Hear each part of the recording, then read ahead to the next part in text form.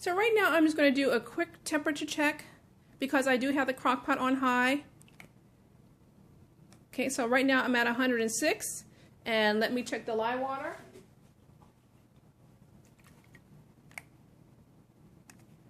We are at 118, so I'll probably let it go for another minute and then we're going to mix.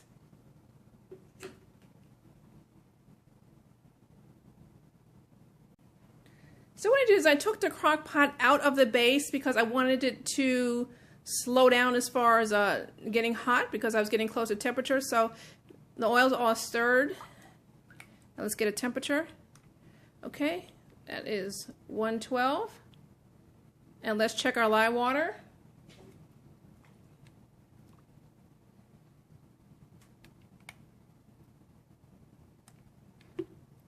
$114. All right, so we are ready. So let me reposition myself and then we'll come back and I'll start the stir mixture. Okay, so what I'm going to do is I'm going to start pouring the lye water into the oils, never the other way around.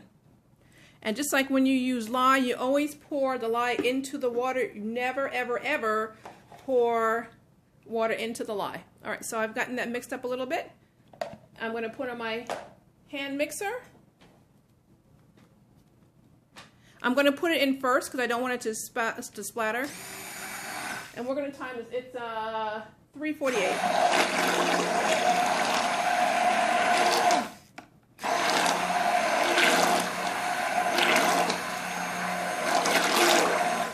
Now I'm looking for something that's called trace, and trace is where it becomes like a little pudding.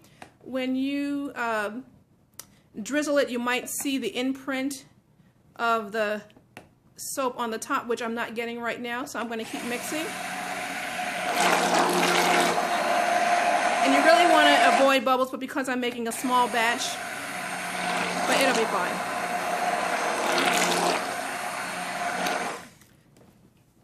So I'm going to mix it with this.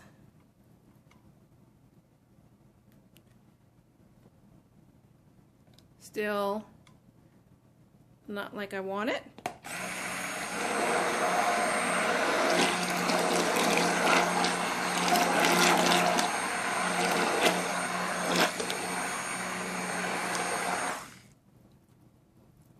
Okay, we're getting close. It's getting a little bit thicker.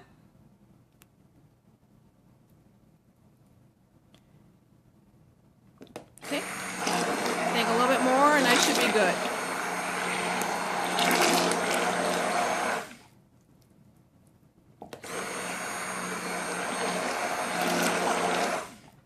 Okay, so it is thicker now. I don't know if you can see how the soap kind of just sits on top, how you can kind of make little squiggly lines and how it stays on top. That's known as being at trace. I like to be at a light trace, meaning I can still stir it. Some people prefer a little heavier trace. So at this point in time, if you were going to add your fragrance oils, you would do it then in your additives. I usually don't use fragrance oil because of the chemicals, but I have people that order it with fragrance oils, and that's fine. So what I have here is 3 tablespoons of oatmeal, which I got oatmeal from the store and I put it in a coffee grinder, and a tablespoon of poppy seeds. And what poppy seeds does, it kind of gives you like a little exfoliant, and the oatmeal just helps to soften your skin. So we're going to mix that.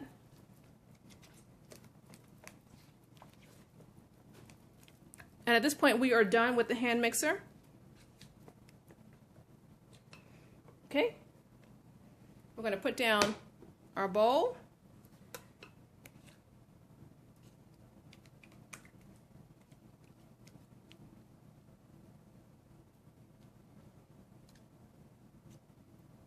Now also, when you're working with lye, at this point somebody's going to say, oh, you should have gloves on, and I should, but my thing is cooled down and I have my hand underneath the crock pot.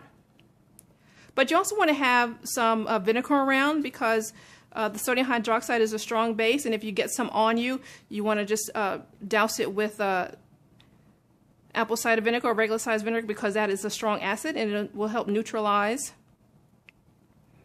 Okay. So I'm going to shake this out, and then we're going to go on to the next step, which is put the soap to bed. So right now our soap is actually still going through the cooking process and we want to maintain the heat. So I have a blanket that I use just for doing that. So here we have our soap. I like to put some freezer wrap because I don't want to get any of the lye on my blanket. So I'm going to cover that up. I'm going to fold this up to help retain the heat.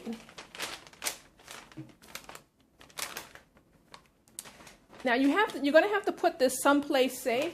For me, because I don't have small kids around, this is fine for me. But if you have small kids around, I would say put this underneath your bed, put a sign on it, put it someplace where no one is going to get to it. Okay? Thanks.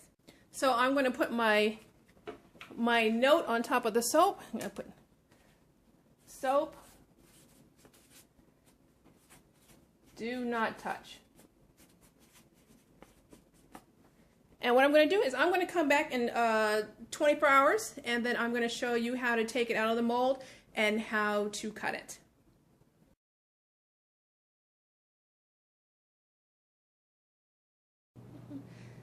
Okay, so now we're going to talk about the part that no one wants to talk about, is the cleanup.